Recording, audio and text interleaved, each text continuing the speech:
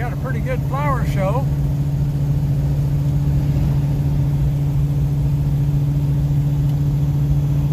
Well, folks, I'm headed south on Highway 87. I'm coming up on the intersection of Highway 188. And Blackjack and I are on our way to Crazytown. I mentioned in my post this morning that I guess I thought I was going to go.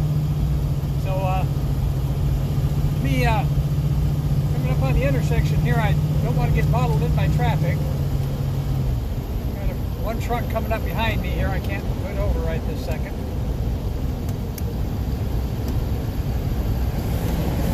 Got another one here. As soon as this gray one goes by, I'll be able to get over. There we go. Turn you back around this way. We're going to turn right up here and head down toward Roosevelt Lake.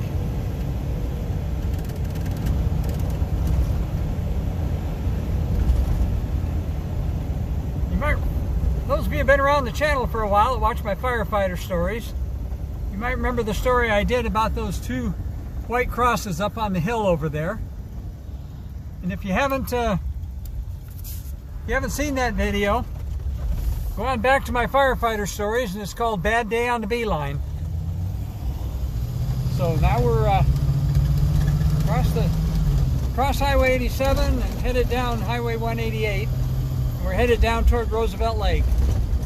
So got a long straightaway right here, and I'll come back and tell you a little bit more about it as I get down the road a bit. Back soon. Here we're coming into the little community of Jake's Corner, and really not much to Jake's Corner. There's a RV storage and an RV park, and the bar, little general store that sells gas, and a handful of houses. It doesn't really deserve its own windshield tour. I mean, because that's all there is to it. So we're going to give you a quick glimpse of that as we're going through. And of course up here, a little truck in the box fire station over there. I wonder when I refer to those as a truck in a box, you can probably figure it out. It's not really a station, it's just a little storage building with a fire truck in it. And there's quite a few of those around that you find, and they're not staffed, of course, they're just run by volunteers. So back on the road, headed south. Bring you back something here in a little bit. We're coming up on the old bridge across the Salt River arm. And I've talked about this old bridge before. We actually got a deputy sheriff coming through.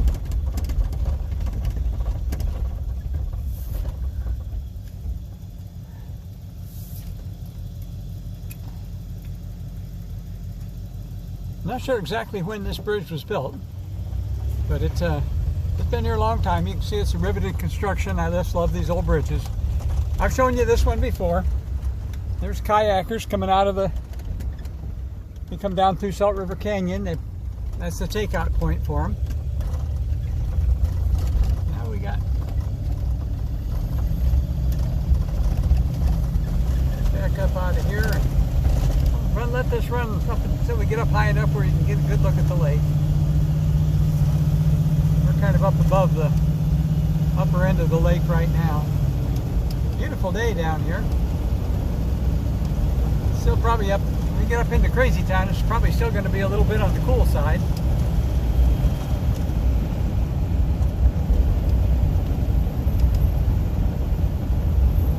Right here it's just perfect. The upper end of the lake right there.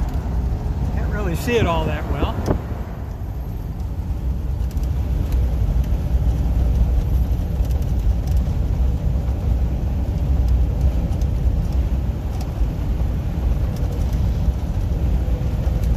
Quite a while back I did a video of coming down the other direction on this road. And I was riding with my partner Kevin in his truck he had at the time. If we're going to get a good look at the lake or not. I might have to eat those words.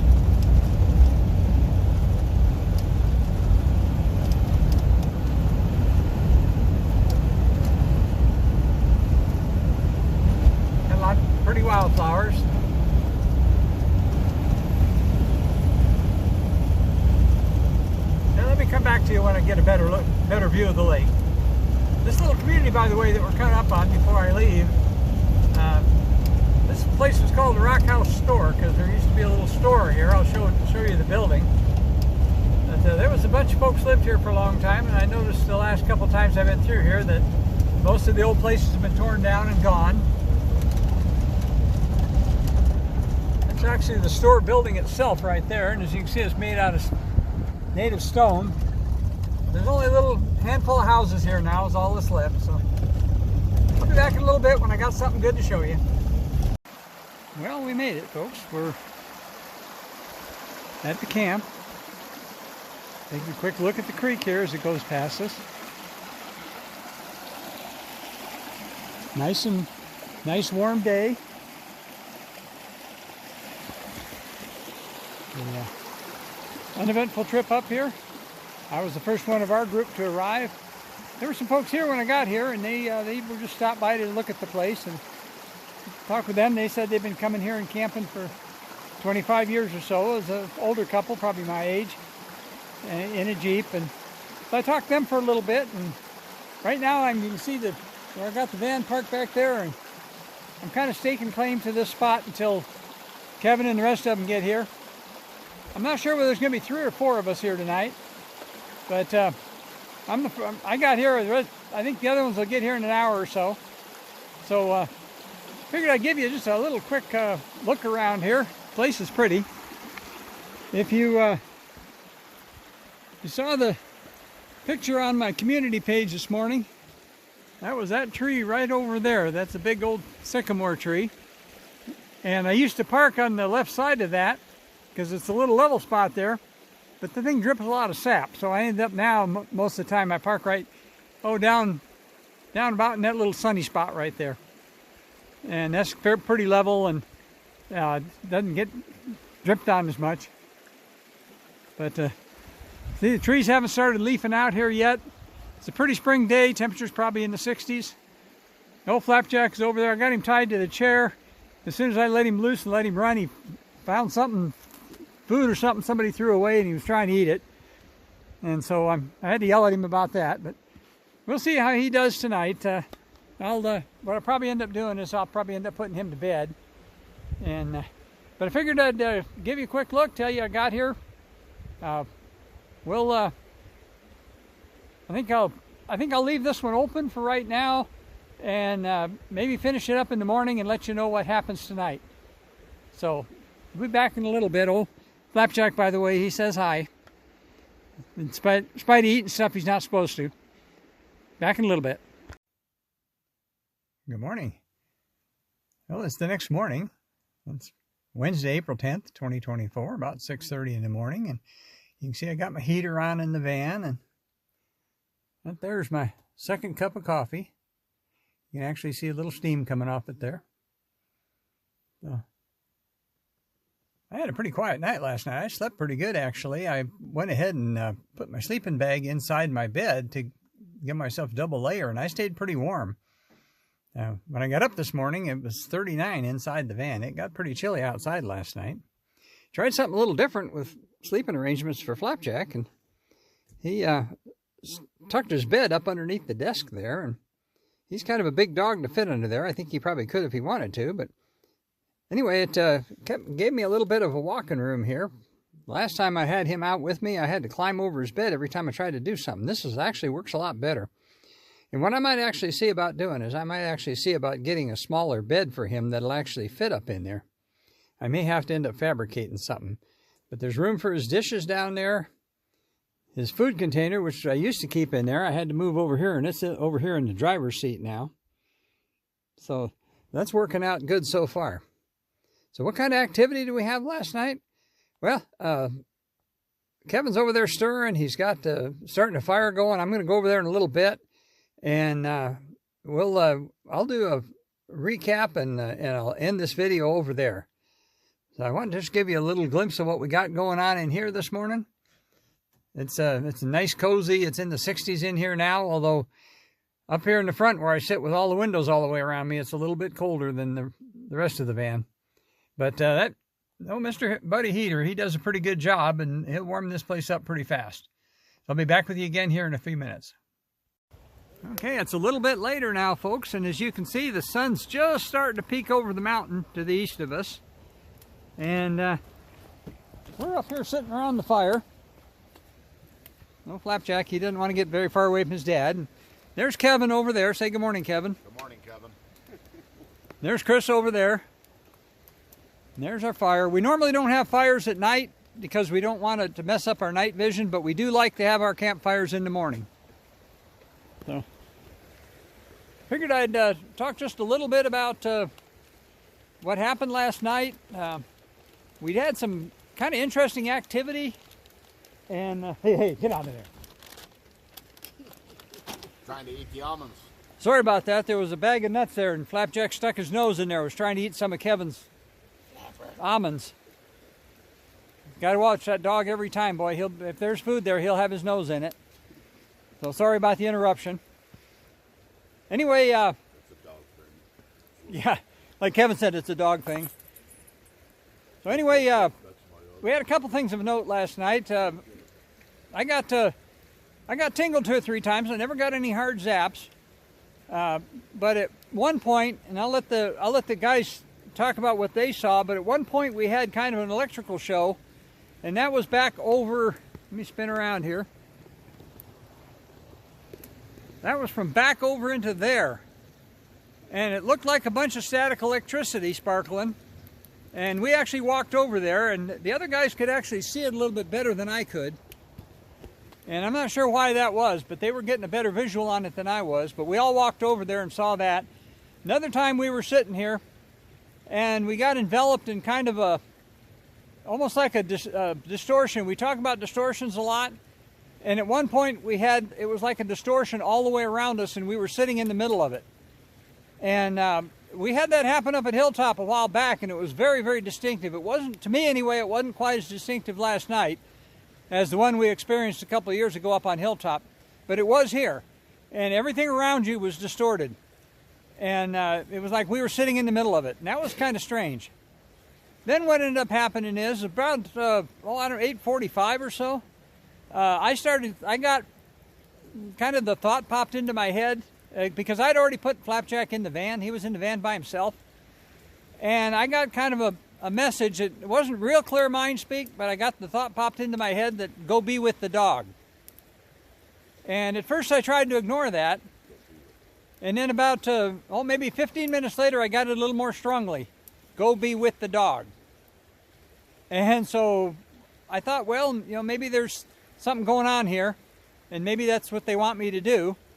And so I went ahead and bid the guys good night, and I went back to the van.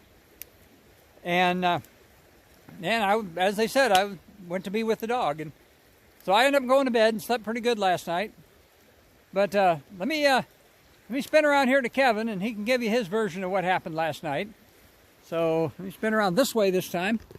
You can see those guys, when they come here, they not only bring a tent, they build a house. So, Kevin, you want to give a little version of your version of what happened last night? Yeah, I sit here and the sun went down. No, I was amazed at how strong the very first night of the season out was. It started, I was in my zero gravity chair and I had it laid back a little bit. And all of a sudden I could feel what felt like a very large hand on my chest. And then I went not numb, but it was like I was paralyzed. And this is not the first time that's happened to me. It's happened several times before. And that's usually somebody with authority, I guess, is the best way to put it. And I don't know exactly what was going on, but it lasted for a good 10, maybe 15-minute stops. But I remember thinking to myself that, boy, this sure feels like Indy. It's one of the GAN. He has passed a few years ago, so he's no longer with us. But it was a familiar feeling like it was him, and that's all I could get thinking to myself was, that's Indy, but it's not Indy. There's no way it could be Indy. And, you know, so a bunch of stuff kept happening throughout the night, little twinkle lights here and there. And the next thing I knew, you know, Chuck was talking about, well, I see a distortion between you and me. And Chris was seeing a distortion in another spot. And I'm sitting there looking at my hands, and I'm turning in a circle looking all the way around me. And I said, we are completely surrounded by this distortion everywhere I look. And the best way I can describe is that I was inside a bubble of this distortion, and everywhere I looked, all I could see is distortion. I could move my hand out. Even if I had my hand real close to my face, my hand's doing this distortion. And I bring it out here, and it's doing the distortion. But it constantly felt like I had a campfire behind me, and the light was flickering in front of me. Is how I would describe it. And, you know, so this continued on, and then all of a sudden the light had started. Well, let me back up. I had asked if it was all right if I could speak the name of Jesus over them. And that's when the fireworks started. And it was almost like they were cheering, but all this just powerful energy was just all over the place, and these sparkles, you know, like static electricity. And there was these strips of colors that would go through it, blues and greens, and I saw an orange once, and a little bit of reddish, but it was just this big swirling mess over here in these trees behind us. And so we walked over there and kind of enjoyed that for a little bit. And like Chuck said, he couldn't see it very well, but it was blatantly obvious to me, and I know it was to Chris. And then shortly after that is when Chuck got that he had to go pee with the dog. He says go be with the dog, but I think it was go pee with the dog. But I was just joking with him all night about that. But anyway, after he left, it was like I was being challenged, and not in a bad way and not in a threatening way, but it's like somebody new on the scene understood who I was and what I was about, and that, you know, that I've been accepted into this, but he wanted to know for himself where I stood on things, is the best way I can describe it. And, you know, so I got up and I stood over there by the tree line, and, you know, and I said out loud what I had to say out loud, and across the creek, there, you know, there's rock clacks and footsteps over here on the side of the hill, and clacks coming from back over here, and it was, I would have to say there was at least 10 or 11 of them around us, but there was 3 of them that were standing right in front of me, you know, as I was saying what I was saying. And we got eye glow, and then it just kind of died off a little bit, and Chris and I sat over here, you know, I'm still trying to wrap my head around everything that happened last night, because it's just, you know, you have to be here to experience it, and trying putting it into words is just impossible. But went to bed last night, and I slept like a baby, slept almost 9 hours, so. All right. Chris, if I point the camera toward you, it'll be right at the sun, so let me walk over here. Can I give you your version of last night's events? Ditto. The sun came up. The sun went You know, so I think the most interesting thing, and I'll just kind of touch on a little bit of what Kevin said, was when Kevin initially walked over to where this light show had kind of ramped up a little bit. And I got to reaffirm that when Kevin asked if he could speak the name of Christ over whoever was here, it erupted.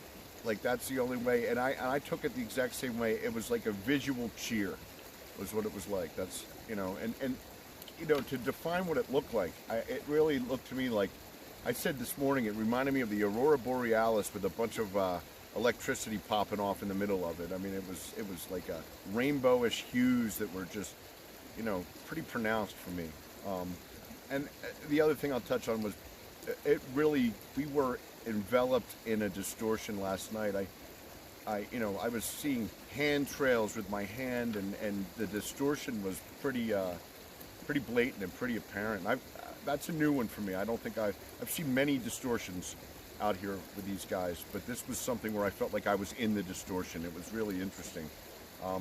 I didn't get any of the, I didn't get any communication, some impressions a few times, but that's fairly common. We don't all always hear the same things at the same time. That does happen, but that's not as frequent as maybe some individual communication between them and us.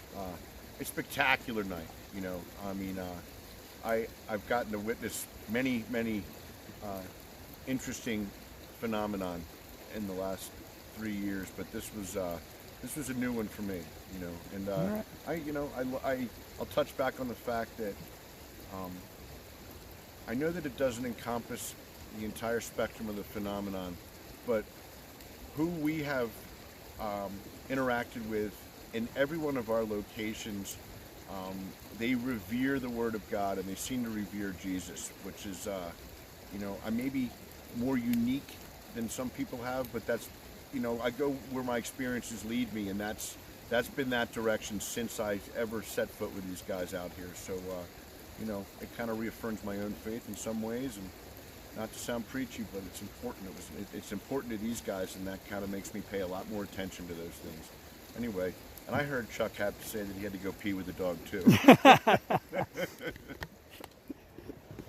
Boy, these guys never give me a moment's peace.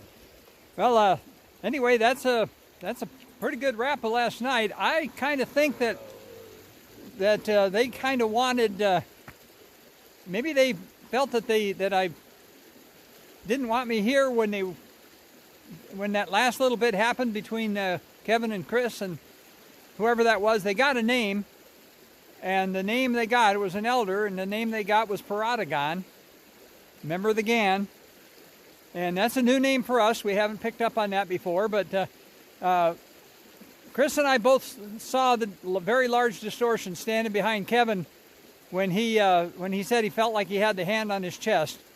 And Chris and I could both see that distortion, and it was fairly large. But anyway, that's a kind of a wrap up. So let me tell you, as I always do, you know, take from it what you will, and take care of each other and love each other and take care of yourself. And an absolutely beautiful morning up here at Crazytown, and as we like to say, Crazytown seldom disappoints, and you can tell from what happened last night why we gave it that name. So I'm going to give you a quick pan around so you can see what the campsite looks like. Kevin brought his big tent, and Chris rode up here with Kevin, so there's only 2 vehicles here. There's Kevin's truck, and I parked my van down there a little ways because it's a level spot. And there's the creek, and going past us here, and just a beautiful little spot. And once again, there's the campfire and the guys.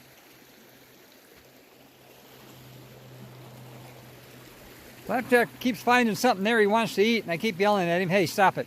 Flapjack. Flapjack, tell the people hi." And he's more interested in whatever it is that's on the ground there. So with that, I'll talk to you again pretty quick. There's that big sycamore tree I've talked about before. And for right now, I'll just tell you peace out.